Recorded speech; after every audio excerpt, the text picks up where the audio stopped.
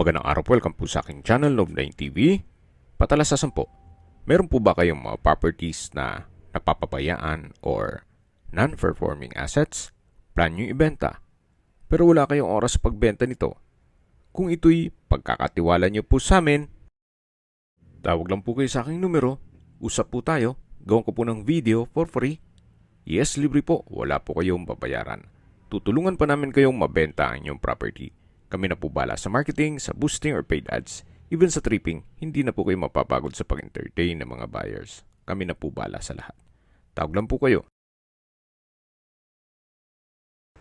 Nandito po tayo ngayon sa Molino, Bacoor, Cavite, kung saan meron po tayong bagong video presentation. Isang residential property na may lot area na 202 square meters. Ito po'y titulado, buhay po ang may-ari, kaya wala po kayong maging problema sa documentation o sa transfer ng title. Nasa loob po ito ng isang subdivision kung saan napakatahimik po ng lugar at napakalapit po sa mga business establishments. At ang kagandahan pa po dito, ito'y flood-free area. So, nandito na po tayo sa carport, nakakasya po ang dalawang sasakyan at naka-tiled flooring na rin po ito. Matatanaw po natin yung main house at meron pong guest house. May aircon, then toilet and bath, at malaki naman po ang espasyo nito. So, depende po sa inyo kung anong maging purpose nito. Pero maganda pa rin kung sakali may bisita kayo, at least pwede sila dito. May maliit na kitchen countertop na may sink and faucet. Then yung glass window ay may blinds. Naka-tile flooring na rin po ito. Then mayroon pong double deck. Then may coffee table. Maayos din po ang pagkapintura ng ceiling at wall. At dito naman po yung toilet and bath, na kung saan may hand wash basin, water closet, then meron pong shower. Actually, kung hindi nyo naman kailangan, possible pong maging income generating ito. Pwede nyo pong paupahan. So, depende po sa magiging purpose nyo. Kung malaking pamilya kayo, magagamit nyo po ito. At kung hindi naman, pwede pong paupahan ninyo. Then yan po yung garahe na napakalaki po ng espasyo. At lilipat na po tayo dito sa main house. Ito pong main door ay may aluminum screen door, then may glass blocks, at naka-solid wood door po ito. Welcome po dito sa bahay ni Ma'am at Sir. Ito po yung living area o salas, na kung saan meron pong modern chandelier, naka-tile flooring, then napakanda po ng flute type wall panel. Ang mga kasama po ay itong 65 inches na TV, then tatlong air condition unit, may gas range, queen size bed, sofa set, then dining set, at iba pa. So, nandito na po tayo sa dining area at formal kitchen.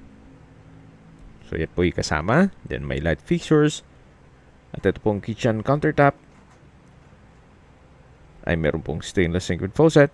May kitchen window, wall-mounted kitchen cabinet, and wooden rack. At sa baba po ay meron pong storage ng kitchen utensils. Dito naman po yung common toilet and bath, na kung saan maayos naman po ang toilet fixtures. May hand wash basin, water closet with bidet, shower curtain, naka-tile bathroom wall, at may overhead shower. Meron din pong bathroom window. So, ito po yung common toilet and bath. Then, meron pong pintuan dito. So, access door. At dito po ulit tayo sa formal kitchen. Then, dito naman po ay may another access door Then may aluminum screen door na papunta sa service area. Ito na po yung likod na parte ng bahay. So balik po ulit tayo dito sa loob. Yan po ulit yung kitchen, dining area, at matatanong natin yung living area. Bago natin i-check yung master bedroom, ito munang unang kwarto, na kung saan malaki naman po ang spasyo nito. May blinds ang window glass at maayos po ang pintura ng ceiling at wall. Then, ang kagandahan dito, meron po itong sariling toilet and bath, na kung saan maayos naman ang toilet fixtures. May hand wash basin, water closet with bidet, naka-tile bathroom wall, at may hot shower set. Meron din pong wall-mounted na steel rack. So yan po yung toilet and bath dito sa first bedroom. So yung aircon po ay kasama at meron din po itong wardrobe. Paglabas po natin, yan po yung living area. At ito naman po yung hindi po natin ma-check gawa ng meron pong tao sa loob.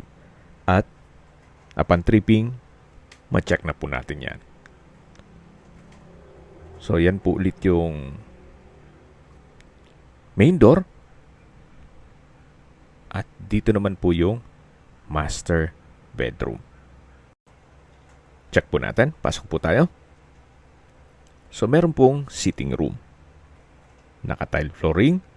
Then may display cabinet. I don't know kung isasama nila yan. Then meron pong accordion o partition. Meron pong couch. Then side table. Yan po yung accordion.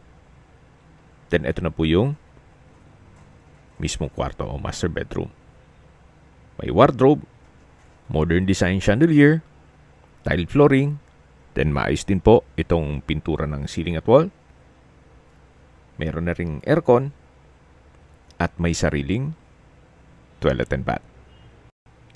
At maayos naman po ang toilet fixtures nito. So naka-tile bathroom wall, may overhead shower, then meron pong water closet with bidet.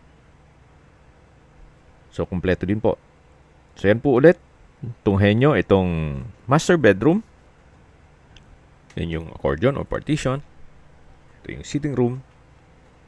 At habang pinagmamasdan nyo po itong paligid, pag-usapan natin ang distance, location, at travel time. Mula po sa Save More Market, ang distance is 270 meters at ang travel time is 2 minutes at iba pang business establishments. Ganun po kaganda itong lokasyon ng property. Accessible po sa lahat. At mula naman po sa Molino Road, ang distance is 900 meters at ang travel time is 4 minutes. Mula naman po sa Paseo de Bacoor, SNR, Wilcon Depot, Local Mall, at Cavite East Medical Center, ang distance is 2.3 kilometers at ang travel time is 7 minutes. At yan po yung lagi kong binabanggit sa inyo na dapat nyo i-consider sa paghanap ng property, yung meron pong malapit na hospital. Hindi ko naman po sinasabing sakitin kayo. Yan naman po for emergency purpose lang naman. At mula naman po sa mga schools at colleges, gaya ng University of Perpetual Health System, Delta, ang distance is 1.3 kilometers at ang travel time is 5 minutes. At mula naman po sa State Field School, ang distance is 1.6 kilometers at ang travel time is 6 minutes. Kung manggagaling naman po sa Manila o sa airport, ang distance is 20 kilometers at ang travel time is 44 minutes. Opo, napakalapit lang po nito sa Metro Manila. Ganun po kaganda ang lokasyon nitong property. Okay, sa presyo na po tayo. Binebenta po ito ni owner sa halagang 9.9 million pesos net. Ibig pong sabihin, si buyer na po ang sasagot sa lahat ng taxes at expenses with regard to documentation. At kung negotiable, slightly negotiable na lang po yan. Kung may mga katanungan po kayo, tawag lang po kayo sa aking numero. At sa mga kababayan naman natin na sa ibang bansa, meron po akong WhatsApp, Viber at Telegram.